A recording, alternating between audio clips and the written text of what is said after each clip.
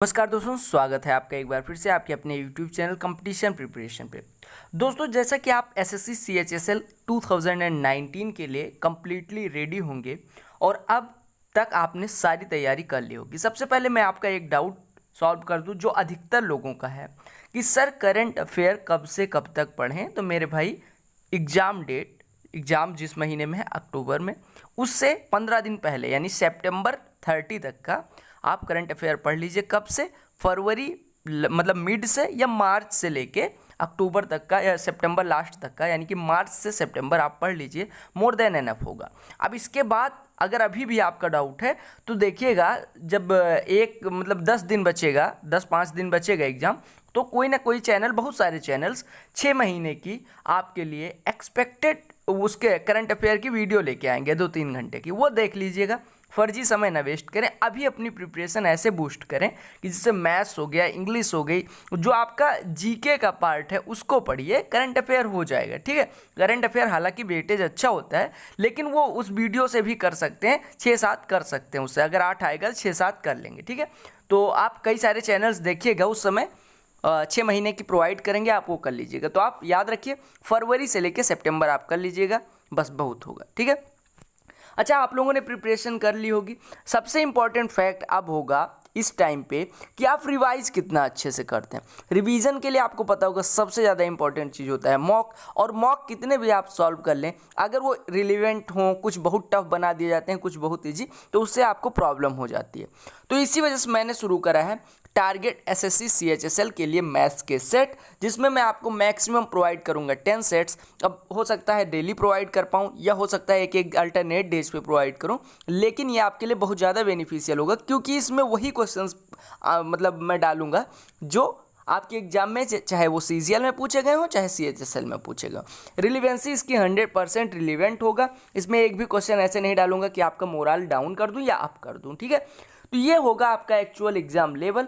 आप अगर अभी तक नहीं देखे हैं तो आप जाके मेरी एक्सपेक्टेड CHSL के लिए मैथ्स की सीरीज है, एक प्लेलिस्ट होगी SSC CHSL 2019 expected maths series, उसमें मैंने 25+ सेट्स प्रोवाइड किए हैं। तो आपको वहाँ पे 700 के आसपास क्वेश्चंस मिल जाएंगे, आप जाके कर सकते हैं। एक चीज़ और बताना चाहूँगा कि DI मैं इसमें करवाऊँगा नहीं। DI के लिए मैंने ऑलरेडी 2-2, 3-3 घंटे की 5 या 6 वीडियो बना के डाल दिए, जिसमें SSC में पूछे गए 17-18, चाहे मेंस हो, CGL का, चाहे CHSL हो, चाहे MTS हो, सब में पूछे गए DI के क्वेश्चंस को कंपाइल करके उनका एक वीडियो बना दी है। तो आप जाके देख सकते हैं, वो आपके लिए मोर देन एनफ होगा। सभी टाइप्स के DI उसमें कवर किए गए हैं। और इस वीडियो के लिए मैं आपको टारगेट देता हूँ, मिनिमम 1K लाइक पहुंचाना है। ठीक है, तो लाइक सभी लोग कर दीजिएगा, क्योंकि वही मेरे लिए मोटिवेशन होगा, और शेयर करना तो आपकी फ़र्ज है। तो चलिए स्टार्ट करते हैं, पहले क्वेश्चन पे आते हैं।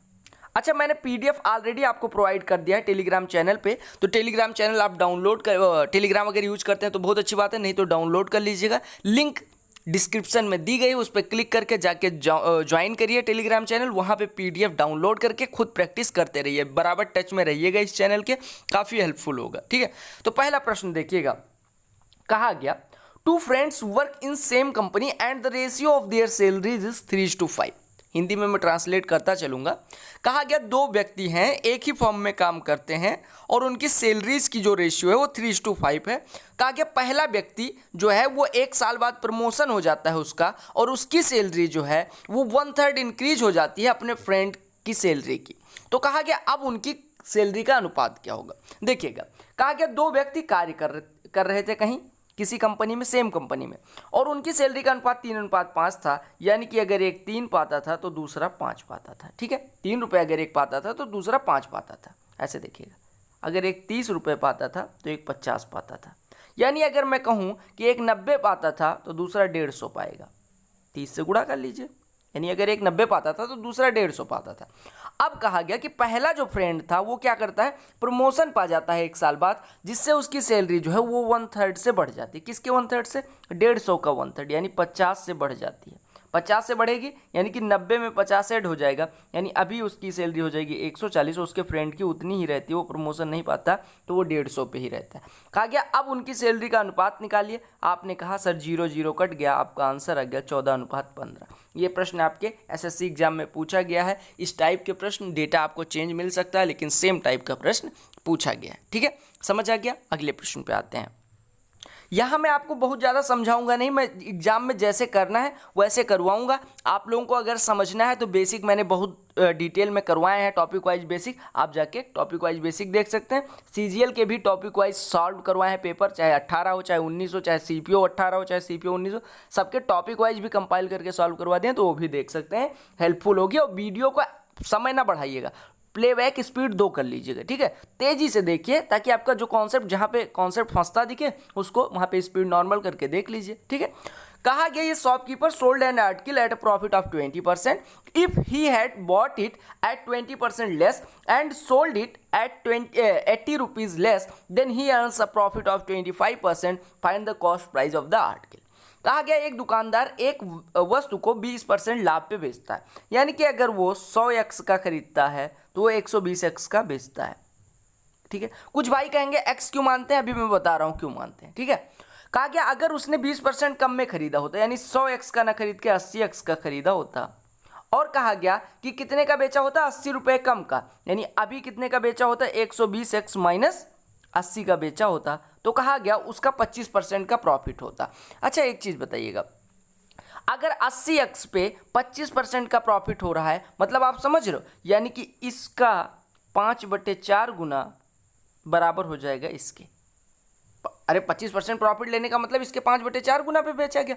अब आप इसी को सॉल्व कर लीजिए तो ये आपका कितना आ जाएगा, 100x बराबर, अरे 4 से 20, 20 पंचे 100 बराबर 120x माइनस 80, यानी 20x बराबर 80, यानी x बराबर 4।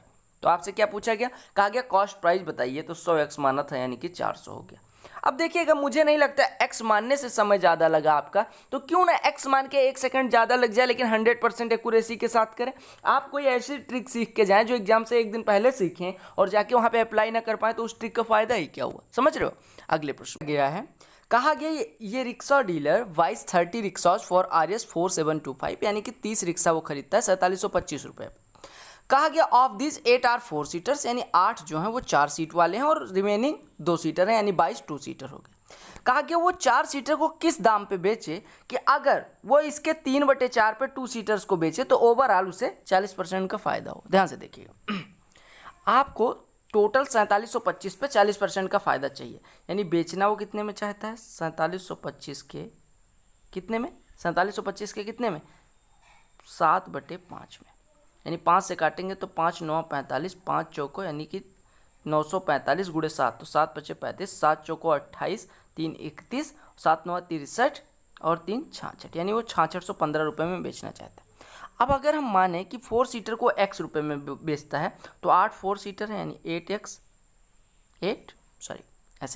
8 इंटू 4x, हम मान लेते हैं 4x में एक 4 सीटर को बेचता है, तो 4 सीटर को 4x में, तो 2 सीटर को x में बेचना पड़ेगा, कितने, 3x में, क्योंकि इसके 3/4 पे बेचना है, यानी 8 को 4x पे प्लस 22 को 3x पे बेचने के बाद उसे कितना मिलता है, 6615। ठीक है, यानी यहाँ से आपका हो जाएगा, सॉल्व करिएगा तो 32 और 66, यानी कि आपका कितना हो जाएगा, 32 और 66, तो ये आपका हो जाएगा 8 98x। सही चल रहे हैं हम लोग। अरे 32 और 66 कितना हो जाएगा, 66 और 30 96 और 2, ठीक है, 98x इक्वल टू कितना हो गया, 6615। अब यहाँ से आप देख पा रहे हो अगर, तो 7 से काट दीजिए 14 आ गया, 7 से काटेंगे तो आपका 945 आ जाएगा। अभी हमने गुणा किया था तो 945 आया था, यानी x बराबर कितना हो गया, या यहाँ से आपके आप 7 से फिर से डिवाइड कर दीजिए तो 2x बराबर हो गया, 7 से काटेंगे 7 × 9 7, 2 24, 7 या 21, 7 5 35, यानी 2x बराबर 135 हो गया। आपसे पूछा गया था 4 सीटर को कितने में बेचा जाए, 4 सीटर आपने 4x माना था, तो 2x अगर 135 है तो 4x कितना हो जाएगा, 135 दूना 270, यानी कि हमें कितने में बेचना चाहिए, 270 में बेचना चाहिए। समझ आ गया। कहा गया the difference between simple and compound interest on a certain some of money for 2 years at 4% per annum is Rs 1 rupees the sum of monies। कहा गया कि 2 साल के लिए चक्रवृद्धि ब्याज और साधारण ब्याज का 4% वार्षिक ब्याज की दर पे किसी निश्चित धन के लिए अंतर जो है वो 1 रुपये है। आपसे धन पूछा गया। ध्यान से देखिएगा, आपको पता होना चाहिए कि the difference between compound interest and simple interest for 2 years at R% per annum is equal to कितना होता है। अगर हमारा प्रिंसिपल पी हो, P इंटू R बाई 100 का होल स्क्वायर, ये बराबर दिया गया है 1, यानी P बराबर हो जाएगा 100 बाई R का होल स्क्वायर। R की वैल्यू है 4, तो 100 बाई R यानी 25 का स्क्वायर, यानी कि P की वैल्यू हो गई 625। आपका आंसर 625। अगला प्रश्न बेसिकली सिंप्लीफिकेशन का है, इसमें कुछ करना नहीं है।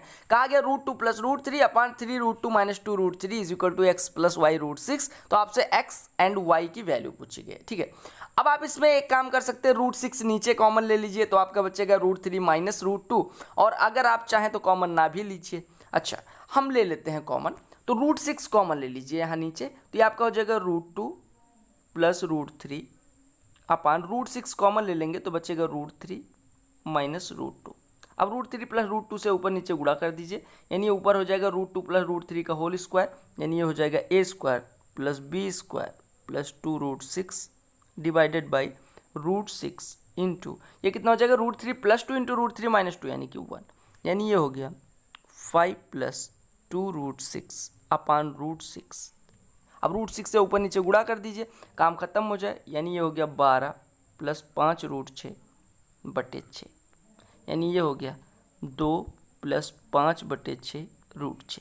ठीक है, और ये बराबर आपको दिया गया x plus y √6, x plus y √6, यानी x की वैल्यू 2 हो गई, y की वैल्यू 5 बटे 6 हो गई। आपसे यही तो पूछा गया था, x की वैल्यू कितनी होगी, y की वैल्यू कितनी होगी। ठीक है, और अगर आप चाहते तो 3 √2 प्लस 2 √3 से ऊपर नीचे मल्टीप्लाई कर देते। ठीक है, रेशनलाइजेशन करने के लिए, लेकिन √6 से अगर आप कॉमन ले ले रहे हैं तो थोड़ा ईजी हो जाएगा। ठीक है, ये देखिएगा, ऐसे प्रश्न अगर आपके एग्जाम में पूछे जाते हैं तो खुश मत होइएगा, क्योंकि सारे लोग ये प्रश्न करेंगे। तो अगर आप नहीं कर पाते तो रैंक में पीछे रह जाएंगे, लेकिन अगर कर ले जाते हैं तो भीड़ में सही से खड़े हो जाएंगे। ठीक है, तो ऐसे प्रश्न आपका रैंक नहीं डिसाइड करते, हाँ रैंक कम बेकार करवा सकते हैं। ठीक है, अगला प्रश्न देखिएगा, बड़ा आसान सा प्रश्न है। कहा गया x प्लस 1/x, यहाँ पे इफ लगा लीजिएगा, if x plus 1/x is equal to 3 then find the value of x power 5 plus 1 upon x power 5। देखिएगा यहाँ पे 2-3 चीज़ें सिंपल चीज़ें यूज होगी। कहा गया x power 5 plus 1 upon x power 5 निकालना है, तो आपको पता होना चाहिए कि अगर x power 5 plus 1 upon x power 5 निकालना है तो इसकी वैल्यू होती है x² plus 1 upon x², bracket में इसके इंटू में लगा देंगे x³ प्लस 1 अपॉन x³, और इसमें से घटा देंगे x प्लस 1/x घटा देंगे, x प्लस 1/x घटा देंगे। अब यहाँ पे अगर आप देखें तो आपको पता है x plus 1/x, x plus 1/x अगर 3 है तो x² प्लस 1 अपॉन x² कितना हो जाएगा, 3 का स्क्वायर माइनस 2 यानी कि 7। अगर मैं बात करूँ x³ प्लस 1 अपॉन x³ की, तो ये कितना हो जाएगा, 3 का क्यूब माइनस 3 इंटू 3, कि x प्लस 1/x अगर m होता है तो x³ plus 1 upon x³ m³ minus 3m होता है, यानी 3 का क्यूब 27 माइनस 3m यानी 27 माइनस 9 यानी ये हो जाएगा 18।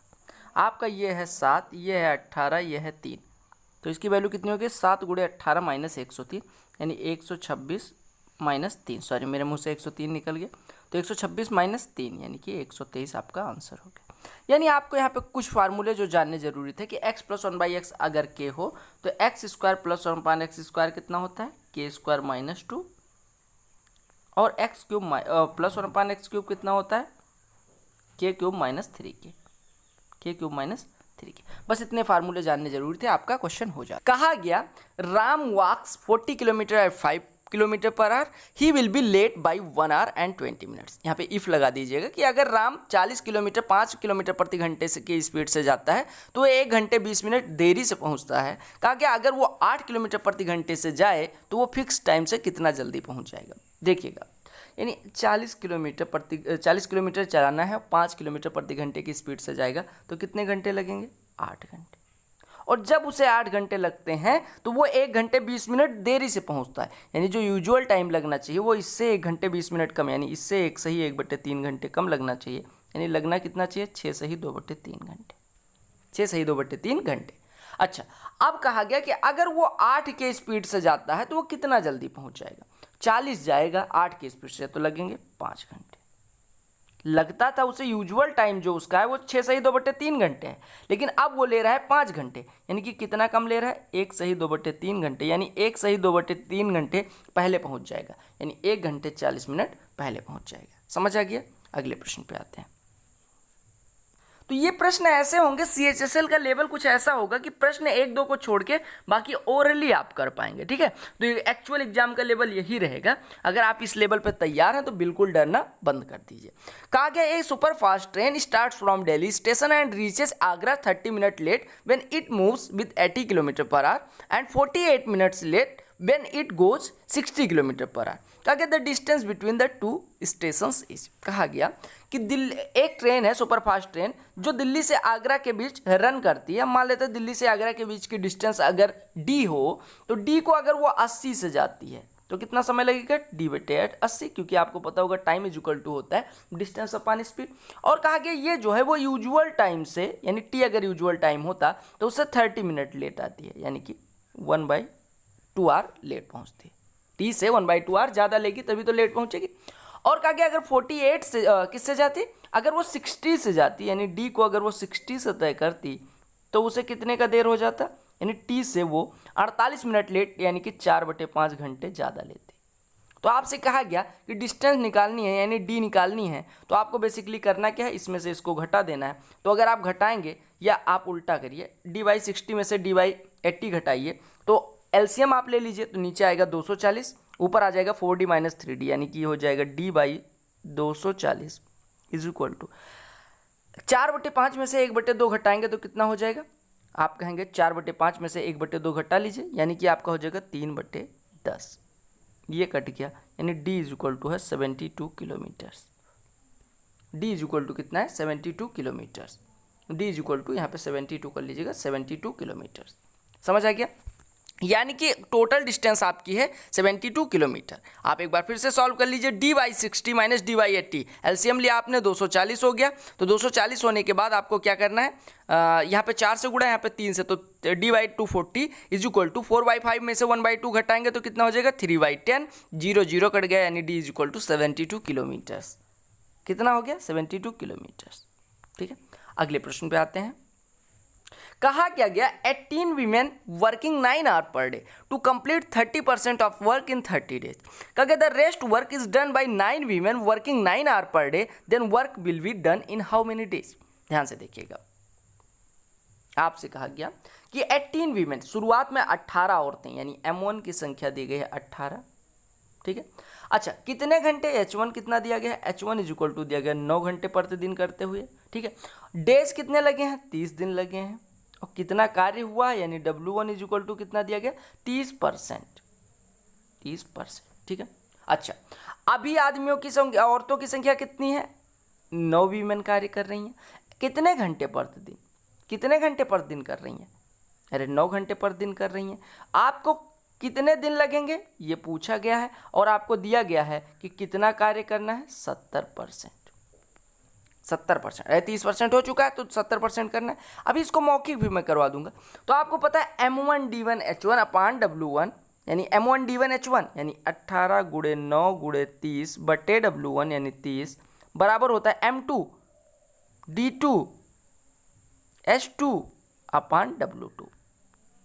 9 9 9 2, यानी ये 60 हो गया, 60 में 30 से भाग होगा 2 हो जाएगा, 2 का 70 में गुणा होगा 140 आ जाएगा, 140 डेज। 140 डेज आपका ऑप्शन कौन सा हो गया, डी। अच्छा ऐसे भी कर सकते थे, देखिएगा आपको पता है 9 वीमेन 9 घंटे पर दिन कार्य करती हैं, यानी आपको दिया गया था कि 18 वीमेन 9 घंटे पर दिन कार्य करते हुए 30% 30 दिन में। 30% 30 दिन में मतलब 1% एक दिन में, 1% एक दिन। कितनी औरतें, 18 औरतें। 18 औरतें, जब वर्किंग आवर समान है यहाँ भी तो उससे हमें कोई मतलब नहीं, यानी 18 औरतें 1% काम एक दिन में करती हैं, यानी 9 औरतें 1% काम 2 दिन में करेंगी। अरे 18 औरतें अगर 1% काम एक दिन में करती हैं तो 9 औरतें 1% काम 2 दिन में। और करना कितना है, 70%। 1% 2 दिन में, 70% 140 दिन में। बात बराबर। अगले प्रश्न पे आते हैं। ये प्रश्न कई बार पूछा गया, इस वजह से करवाना मैंने जरूरी समझा। कहा गया कि out of 11 person 10 person spend Rs 35 each for their meal. कहा गया कि 11 व्यक्ति थे जिसमें से 10 लोगों ने प्रत्येक ने 35 रुपये अपने खाने पे खर्चा करा।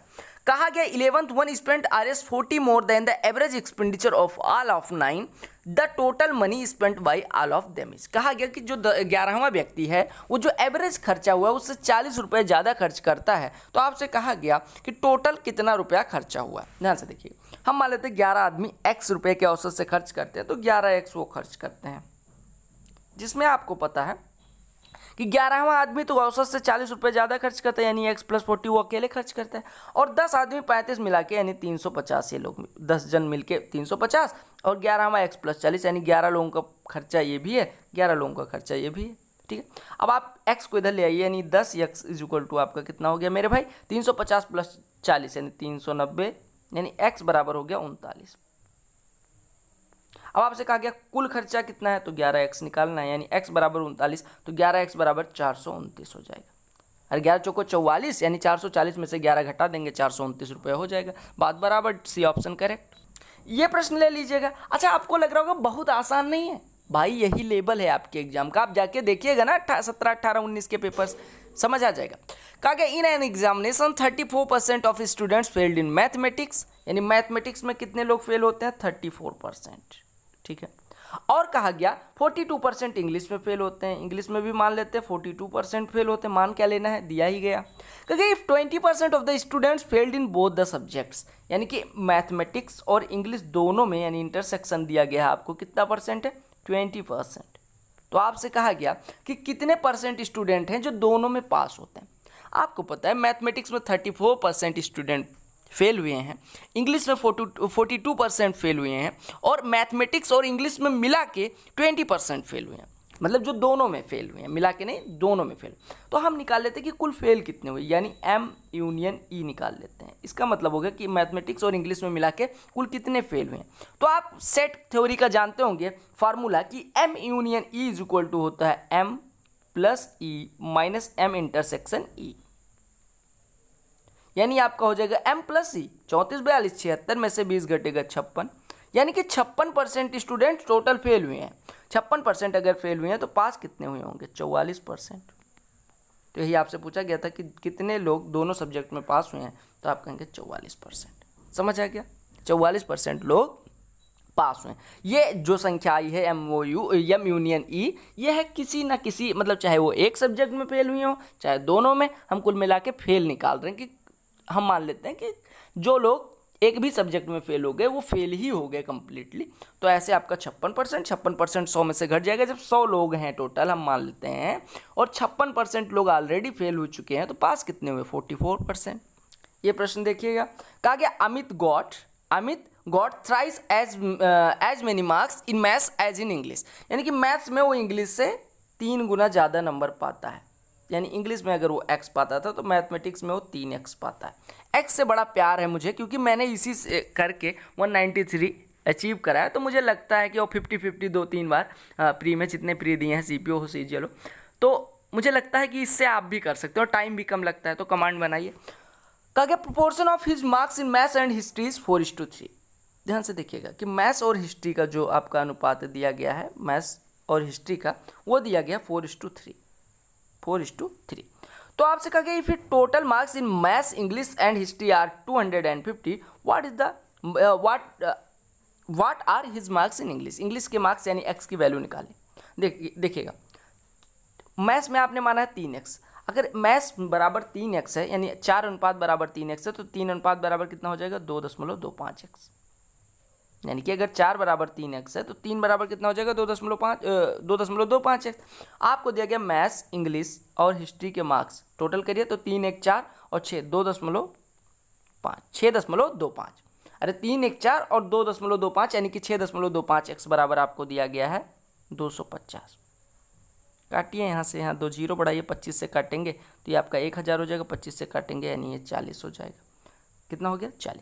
अब आपसे पूछा क्या गया है इंग्लिश के मार्क्स, तो इंग्लिश के मार्क्स कितने हो जाएंगे, 40, क्योंकि x बराबर 40 माना था। बात बराबर। इस प्रश्न को ध्यान से देखिएगा, इसमें थोड़ा सा संशोधन कर लीजिएगा, यानी कि यहाँ पे गलत है, एक्स प्लस जेड स्क्वायर कर लीजिएगा, ठीक है।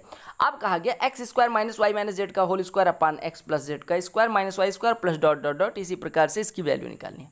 देखो इसकी बूंदियाँ एक तरह से उड़ाई जा सकती हैं। एक्स बराबर वाई बराबर जेड पुट कर दीजिए, यानी ये खत्म हो गया, ये खत्म हो गया और ये खत्म हो गया, और तीनों की वैल्यू 1 1 ले लीजिए, तो यानी कि हो गया 1 अपान 2, अरे 1 प्लस 1 2 का स्क्वायर, 4 में से 1 घटेगा 3, प्लस यहाँ पे भी ऐसे 1/3 आ जाएगा, और प्लस यहाँ पे भी 1/3 आ जाएगा, 1/3 1/3 1/3 1 हो गया। कहा क्या गया अगले प्रश्न में, बहुत सिंपल सा प्रश्न है। कहा गया A and B are centres of two circles with radius 9 centimetre and 14 centimetre respectively, where A B is equal to 25 centimetre, C is the centre of another circle with radius x centimetre which touches each of above circles externally, A C B 90 degree दिया गया है। तो आपसे x की value पूछिए। एक circle है बीच वाला, और वो दोनों को, बाकी जो बचे हुए दोनों हैं उनको टच करता है, और ऐसा नहीं दिया गया बाकी कोई सर्किल टच नहीं करता, मतलब बचे हुए दोनों को, ठीक है, एक ही टच करता है। अब अगर ये टच करते हैं तो हम कह सकते हैं कि जो ये लंबाई होगी, ये यहाँ पे थोड़ा सा फिगर गलत बना हुआ है, ये जो आपका अगर टच करते हैं इनके सेंटर को मिलाएंगे तो ये जो पॉइंट ऑफ कांटेक्ट है उधर से ही होके जाएगा, ठीक है।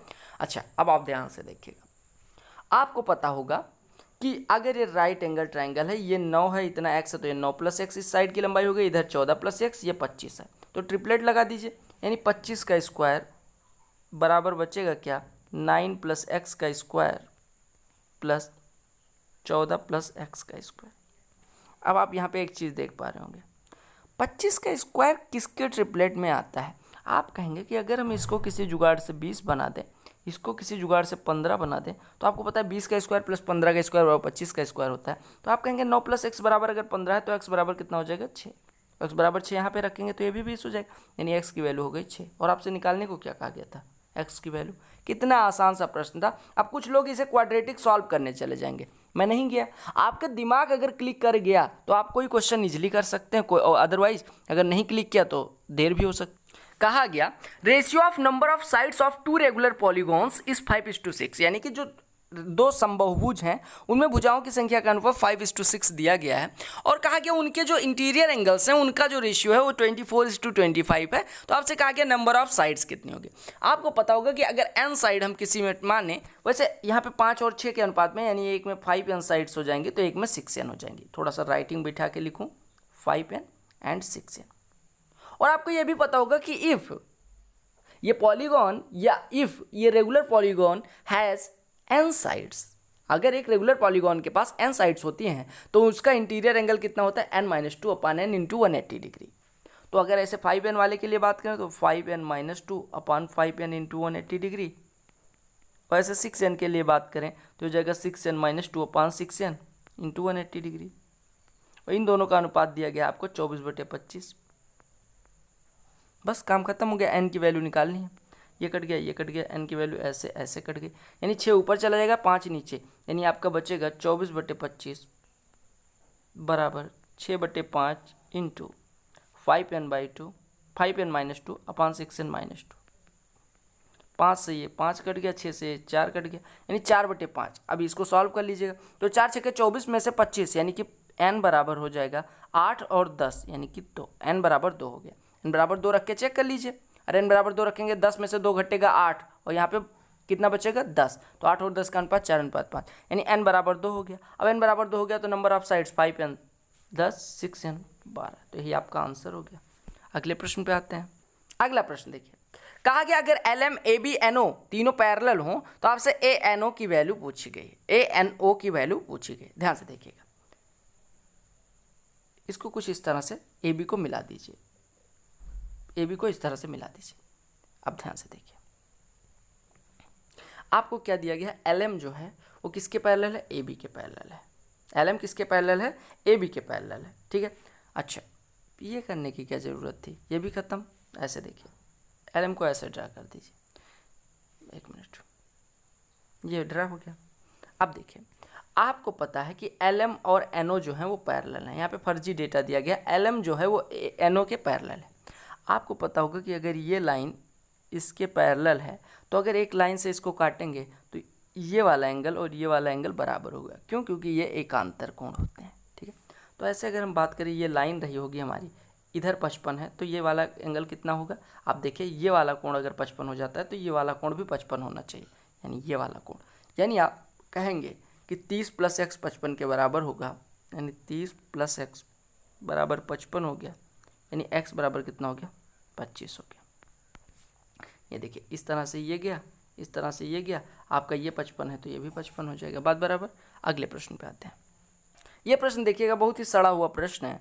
कहा गया कि find the perimeter of N isosceles triangle with p = 90 degree and area 32 square centimetre. Isosceles मतलब क्या होता है, समद्विबाहु, यानी कि जिसमें दो भुजाएं समान हो। अच्छा, p = 90 डिग्री, ऐसे कुछ ड्रा करिएगा, ये p है, ठीक है, एक मिनट, p की तरह दिखना चाहिए, ये 90 डिग्री भी है, ये हम मान लेते हैं q है, ये मान लेते हैं r है, यानी आपको पता होगा कि करंट सबसे बड़ी भुजा होगी, यानी ये दोनों भुजाएं समान हो सकती हैं, ठीक है। अब आपसे कहा गया, आप मान लीजिए कि अगर ये कैसा ट्रायंगल है, आइसोसेलेस है, यानी ये ए हो गया तो ये भी ए हो जाएगा, ठीक है। अच्छा, इसका एरिया कितना दिया गया, आपसे कहा गया ये, अच्छा ये ए है, ये है, तो ये कितना हो जाएगा, √2 ए। करंट की लंबाई कितनी हो जाएगी, √2 ए। एरिया कितना होता है, half into perpendicular into base, यानी A into A square equal to दिया गया आपको 32, यानी ए बराबर कितना हो गया, 64 का वर्गमूल, यानी कि 8। निगेटिव वाला ले नहीं सकते क्योंकि लेंथ ऑफ साइड है।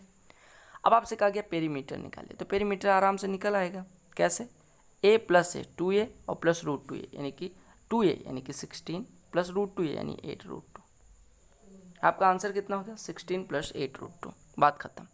अगला प्रश्न देखिए, कहा गया x sin theta y cos theta का सम जो है वो z है, तो x cos theta - y sin theta की वैल्यू निकालिए। अब जिसकी वैल्यू निकालनी है उसको मानिए c, दोनों का स्क्वायर करके जोड़ दीजिए, इसका स्क्वायर और इसका स्क्वायर, तो x² sin² theta plus x² cos² theta, x² common ले लिया तो बचा sin² theta plus cos² theta जिसकी value 1, plus y² cos² theta plus y² sin² theta, y² common ले लीजिए तो बचेगा cos² theta plus sin² theta, यानी बचेगा x² + y², और यहाँ पे आएगा 2xy sin theta cos theta plus का, यहाँ पे आएगा 2xy sin theta cos theta minus का, जोड़ेंगे तो ये कट जाएगा, और ये बराबर आ जाएगा z² + c², यानी यहाँ से हमारा c² बराबर हो जाएगा √ में x² + y² - z², या हम अगर c की बात, सॉरी c² नहीं, थोड़ा सा हम गलत लिख रहे हैं यहाँ पे, एक मिनट, मुंह से कुछ और निकल रहा है, लिख कुछ और रहा हूँ। c² बराबर यहाँ से कितना हो जाएगा, x² + y² - z², या हम c बराबर कह सकते हैं √ का x² + y² - z²। ये कैसा आएगा, प्लस माइनस, तो x² + y² - z² कहाँ पे है, बी ऑप्शन करेक्ट हो गया। ये देखिएगा बेसिकली इसमें कुछ है नहीं, बस थोड़ा सा बड़ा बनाने के लिए इस तरह से वैल्यूज दे दी गई हैं। कहा x = a sec theta cos phi, y = b sec theta sin phi, z = c tan theta. आपसे वैल्यू पूछी गई x² / a² + y² / b² - z² / c²। इसमें कुछ है नहीं प्रश्न में, वैल्यू पुट करिए x की, तो x की अगर आप वैल्यू पुट करेंगे तो आप देख पा रहे होंगे कि a कट जाएगा, यानी आपका x² / a² हो जाएगा sec² theta cos² phi, sec² theta cos² phi। ऐसे y की वैल्यू जब पुट करेंगे तो यहाँ से आ जाएगा sec² थीटा sin² phi और माइनस z² / c², यानी कि हो जाएगा tan² थीटा। बस खत्म हो गया। यहाँ पे sec² थीटा अगर हम कॉमन ले लेंगे तो बचेगा कितना, cos² phi plus sin² phi जिसकी वैल्यू हो गई 1, यानी बचा कितना, sec² theta minus tan² theta जिसकी वैल्यू 1 हो गई। ऐसे प्रश्न आपके एग्जाम में पूछे जाते हैं। ये प्रश्न देखिएगा, कहा गया अगर sec theta plus tan theta upon sec theta minus tan theta = 5/3, तो आपसे पूछा गया वैल्यू sin थीटा के, तुनुन, ठीक है।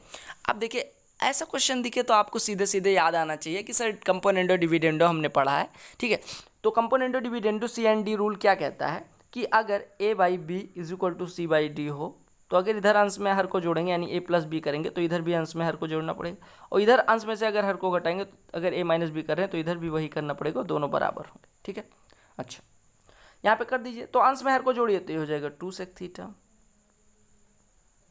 अगर अंश में से हर को घटाएंगे 2 tan थीटा = 5 में से 3 जाएगा, कट गया, sec theta upon tan theta यानी 1 cos theta upon sin theta upon cos theta, ये बराबर दिया गया 4, कट गया, यानी कि 1 sin थीटा = 4, यानी sin थीटा = कितना आ गया, 1/4। बात खत्म, समझ आ गया।